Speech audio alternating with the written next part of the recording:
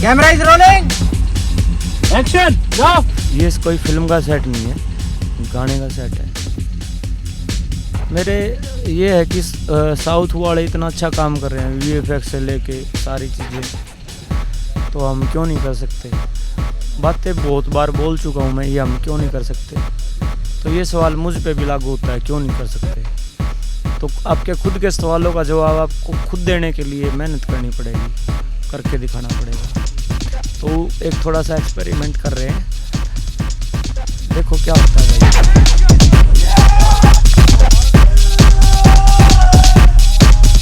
गोकुला जाट, कान्हा जी नाम से भी जिनको बोलते हैं, उनके बारे में है ये। तस्वीरों में जो आपने शॉट्स देखे हैं, दरअसल वो एक शूट चल रहा है, गाने का शूट है। और मेरे साथ वीर साहू हैं, हरियाणवी सेंसेशन है। बहुत सी फिल्मों में, बहुत से एल्बम्स में इनको आपने देखा होगा। बब्बू मान से भी इनकी तुलना करते हैं। बहुत सारी चीज़ें हैं, उन पे आज नहीं जाएंगे, लेकिन आज इस पे बात करेंगे कि ये गाना कौन सा था, चल क्या रहा है। और दूसरी बात ये है कि फॉर्मेलिटी कुछ नहीं है, कैजुअल बात करेंगे, मज़ा लेते लेते बात करेंगे, जीसा लेते हुए बात करेंगे। कोई दिक्कत तो नहीं है? मज़ा है, अपना आना चाहिए जीसा। मेरी तो नीम की वैनिटी है। कैसा लग रहा है?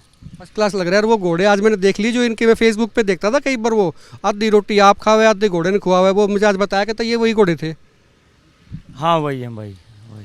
वो एक दिन देखा था मैंने फेसबुक पे, आप टिफ़न आपका आया हुआ था घर से पैक होके, आधी रोटी आपने खाई आधी घोड़े ने खाई। वो लोग न बोले वीर साहू तो बोला सब्जी में बेकर रोटी खुआ खावे हर घोड़े ने सूखी दे है। शक्कर गल्ला, हाँ, मीठे के शौकीन है। इसमें कोई शक नहीं है, आप एनिमल लवर हैं। मैंने ये देखा भी है, कुछ लोगों ने बताया भी था मुझे। सपना जी से भी हमारी बातचीत हो रही थी, वो भी आपके बारे में काफ़ी चीज़ें बता रही थी कि भी मेरे से ज़्यादा प्यार अगर वीर किसी से करता है तो बेजुबान जानवरों से करता है, उसी में उनको आनंद आता है।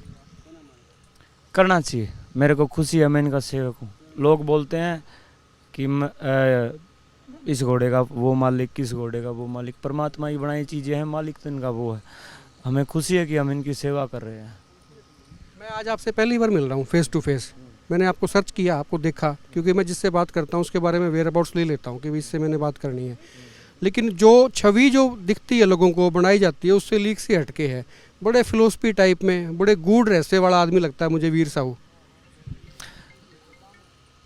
अगर आप गांव में किसी बड़े बूढ़े के पास बैठोगे ना, तो मैं तो उनके पैरों की जूती भी नहीं। हमारे लोग पढ़े लिखे कम थे, लेकिन कड़े हुए ज़्यादा थे।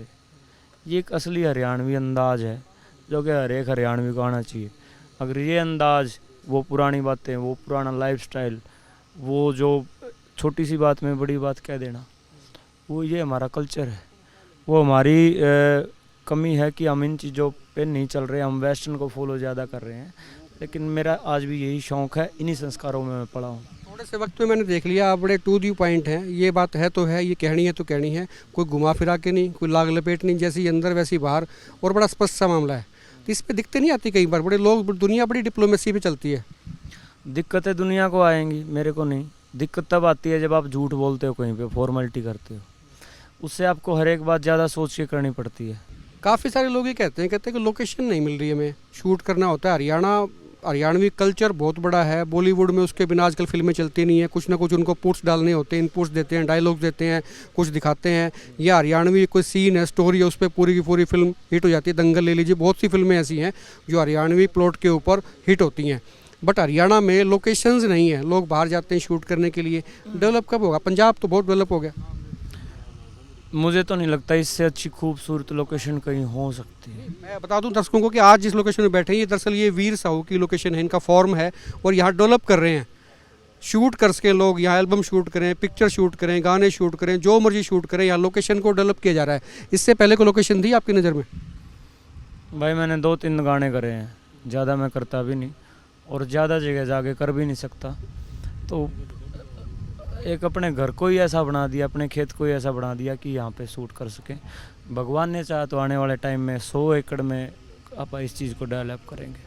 आपका जो लुक है वो बड़ा एक स्पेसिफिक लुक है। भाई इस शेप में मैंने दाढ़ी रखनी है, लंबे बाल हैं, और इस लुक से लोग प्यार भी करते हैं। तो ये कहाँ से देख के इंस्पिरेशन था? मतलब खुद से लगता था, किसी को कभी देखा था कि भाई मैंने ये रखना है? नहीं, एक्चुअल में क्या है, नाथ संप्रदाय से लेके गुरु सिखों तक आपको प्राकृतिक स्वरूप में रहना सिखाया जाता है। बाल ना कटवाने की बात, दाढ़ी ना कटवाने की बात। आप अभी आए थे तो मैं 8 महीने तक सैलून नहीं गया। सूट की वजह से मैंने अगर थोड़ी मोटी ट्रिमिंग करवाई तो यहीं पे करवाई। मैं खेतों में रहने वाला आदमी हूँ, मैं फेस वॉश तक लगाता नहीं यार। बाल बढ़ गए तो बढ़ने दो। जब बाल बढ़ गए तो मैंने ऐसा गाना कर लिया जिस पे लुक सूट करेगी। जब बाल छोटे हैं, आप एक जेंटलमैन जैसे दिखते हो, छोटे बाल करने पे आप व्यवस्थित दिखते हो, थोड़े से डिसिप्लिन्ड दिखते हो, थोड़े से इसमें आप एक जंगली दिखते हो। प्रकृति के नेचुरल स्वरूप में, जो प्रकृति का असली स्वरूप है उसी में दिखते हो। तो उसके हिसाब से लुक बदलती है भाई। ना कभी मैंने कटवट मरवाए, ना कभी ज़्यादा दिखावा किया। मैं तो नेचर के हिसाब से चलने में यकीन रखता हूँ। मैं कह रहा था ना कि वो फिलोसफर टाइप में है, वो हकीकत है ये। लोगों के दिमाग में क्या छवि मुझे नहीं पता। वो मैम वाले प्रकरण को लोग देख लेते हैं, या और कई बार फेसबुक पे लोग आते हैं। मैं किसी का नाम नहीं ले रहा, कोई कंट्रोवर्सी में नाम नहीं जा रहा, लेकिन हकीकत में जो मैंने महसूस किया, आज की मेरी मीटिंग है, कुछ घंटे की मीटिंग्स हैं, उसमें मुझे लगा कि वीर साहू बहुत कुछ अंदर रखता है, बहुत जानकारियाँ उसके अंदर हैं, बहुत सी सोशल चीज़ें आपके अंदर हैं। मैं एक बात बताता हूँ भाई, हर एक बंदा अंदर बहुत कुछ रखता है। हमारा जो इंडियन कल्चर है वो भटक गया, वो इसी वजह से भटक गया। हमारे पास बहुत कुछ है, हमारा आईक्यू लेवल वेस्ट से ज़्यादा तगड़ा है जो पश्चिमी देश है वहाँ से। दिक्कत क्या होगी कि हम फालतू चीज़ों में ज़्यादा पड़ गए। अगर एक क्रिएटिव आदमी टीचर बनता है तो वो ज़्यादा अच्छे से पढ़ा पाएगा। एक क्रिएटिव आदमी क्रिमिनल बनता है तो वो ज़बरदस्त साजिश के तहत क्राइम को अंजाम दे पाएगा। तो ये हमारा दुर्भाग्य है। मैं नहीं, यहाँ का हर एक शख्स, हर एक आदमी, हर एक बुजुर्ग नौजवान अपने अंदर बहुत कुछ रखता है। ये धरती ही ऐसी है। दिक्कत ये है हम उस अंदर के बहुत कुछ को पहचान नहीं पाते, खुद पे फोकस नहीं कर पाते। हमारी निगाह अंदर नहीं रहती, आजकल जंगले पे रहने लग गई कि पड़ोसी क्या कर रहा है। अच्छा, कई बार कई चीज़ें, मान लीजिए कि आप एल्बम शूट कर रहे हैं, पिक्चर शूट कर रहे हैं, लोगों के दिमाग में ये रहता है यार कंट्रोवर्सी क्रिएट कर दो, कंट्रोवर्सी क्रिएट होगी, लोग आएंगे, देखेंगे, ये होगा वो होगा। वीर कैसे सोचता है? जिनको खुद की चीज़ों पे यकीन नहीं ना, उनको इन चीज़ों का सहारा लेना पड़ सकता है।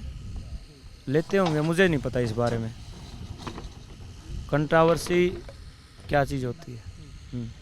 आज जो आपका शूट हो रहा है, जैसे हमने दिखाया पिक्चर में, उसका थोड़ा सा ये बताएं कि इसमें क्या सीक्वेंस क्या है, मतलब लोगों को क्या देखने को मिलेगा? ये एक ऐसे कैरेक्टर के बारे में बात कर रहे हैं पर जिसको लोग जानते नहीं, जिसने एक इतनी बड़ी शहादत दी, उसको लोग भूल गए। गुरु तेग बहादुर जी ने जो शहादत दी थी उससे भी पहले उन्होंने शहादत दी थी। गुरु साहब के लिए गुरुद्वारा शीशगंज दिल्ली में है आज, लेकिन उस बंदे के लिए जो हमारा सूरमा है गोकुला, उसको लोग बड़ा दुख होता है इस बारे में सोच कर भी कि उसको जानते नहीं लोग। आज मैं यहाँ पे भी बात करता हूँ कि मतलब जो बेनामी के अंधेरों में चले गए थे उनको आप एक नाम दे रहे हैं, गोकुला करके, वीरवर गोकुला जाट, कान्हा जी नाम से भी जिनको बोलते थे, उनके बारे में है ये।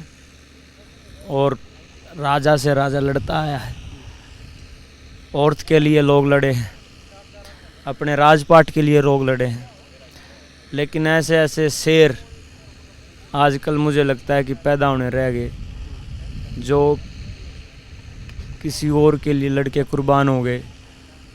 और उनमें से कुछ एक को तो इतना बड़ा हीरो बना दिया गया और कुछ एक को भुला दिया गया। हीरो बना दिया गया, उनका जिक्र सब करते हैं, कुछ एक हमारा हक है।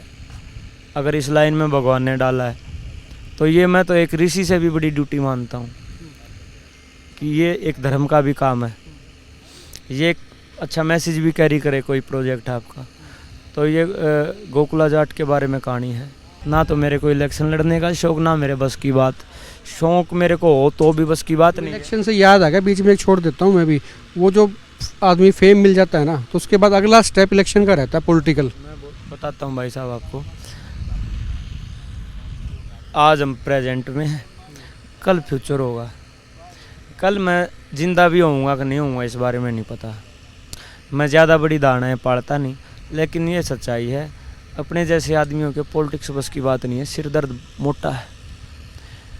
जितने भी आर्टिस्ट आए, सनी देओल से लेके धर्मेंद्र तक, थोड़े से जो हिसाब किताब के ठीक थे अंदर से, उन्होंने गालियाँ ही मिली हैं। अब आगे से किसी का काम नहीं हुआ, लोग तो फिर चुनने वाले को ही गालियाँ देंगे ना। वो बेचारा ना उधर का रहता ना उधर का, तो इसलिए बचना ही चाहिए आर्टिस्ट को। तो अपना गाने गुने गा रहे हैं तब तक नहीं, अपने गाय वैसे इनका दूध है, बेचेंगे ठाट। ये बड़ा जो है ना, ये बिल्कुल सिंप्लिसिटी में जीवन है। ये मैंने आज देख लिया कि सिंप्लिसिटी में है, बचना चाहिए ताम झाम से, मस्त रहो। और कलाकार के बस की चीज़ें होती नहीं है, इसलिए अपना ध्यान कला में लगाना चाहिए, अपने उसमें डेवलपमेंट में जाना चाहिए। सेंसिटिव ज़्यादा होता है कहीं ना कहीं आर्टिस्ट, वो तालियों से उछलता भी ज़्यादा है, वो गालियों को फील भी ज़्यादा करता है। और पॉलिटिक्स ऐसी लाइन है कि आपको दोनों बर्दाश्त करना आना चाहिए।